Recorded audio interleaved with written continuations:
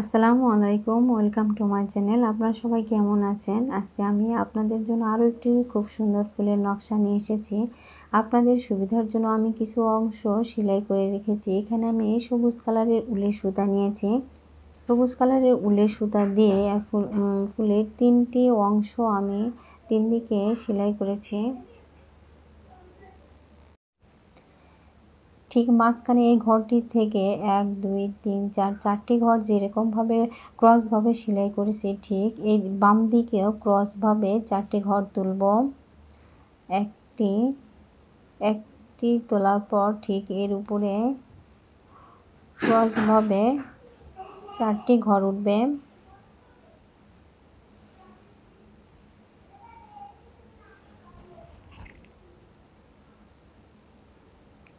এই 4টি ঘর তোলার পর ঠিক এর উপরে লাইনটাতে পরপর 3টি ঘর তুলব।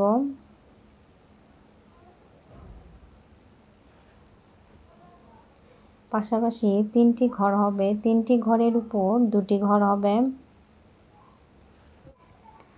ঠিক মাঝখানের এই ঘরটি থেকে যেমন আমি 4টি ঘর তুলেছি, ঠিক এইভাবে চারদিকে 4টি ঘর হবে। এখানে 1 2 3 3টি ঘর তুলেছি, 3টি ঘরের উপর 2টি ঘর, তার উপরের লাইনে মাঝখানে একটি ঘর বাদ রেখে 2টি ঘর তুলেছি। ঠিক 1 2 3 4 চারপাশে একই রকমভাবে সেলাই করেছি। ফুলের এই অংশটাতে এখানে আমি লাল কালারের উলের সুতা দিয়ে এখানে এই ঘরটি বাদ রেখে এর পাশে পরপর 3টি ঘর তুলব। এখানে 3টি ঘর তুলব। 3টি ঘরের উপরে আরও 3টি ঘর হবে, ঠিক ডান দিকে হবে। ডান দিকে একটি ঘর বাড়তি হয়ে 3টি ঘর হবে। এর উপরের লাইনেও 3টি ঘর হবে, ডান দিকে একটি ঘর বাড়তি হবে। এখানে ডান দিকে একটি করে ঘর বাড়তি হয়ে পরপর 3টি লাইনে 3টি করে ঘর তোলার পর এখানে 2টি ঘর তুলব। 2টি ঘর তোলার পর এর উপরে ঠিক আবার বাম দিকে একটি করে ঘর বাড়তি হয়ে এখানে এই ঘরটি বাদ দিব। এরপর এখানে 3টি ঘর তুলব। এখানেও ঠিক পরপর 3টি লাইনে 3টি করে ঘর উঠবে। এখানে বাম দিকে একটি করে ঘর বাড়তি হবে।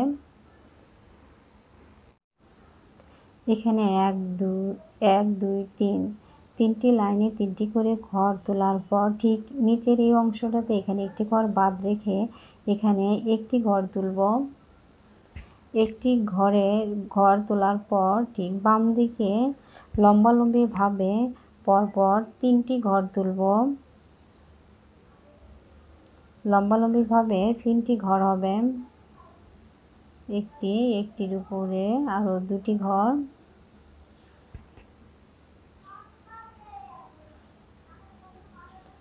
এখানে 3টি ঘর তোলার পর এখানে কর্নারে আরেকটি ঘর তুলব।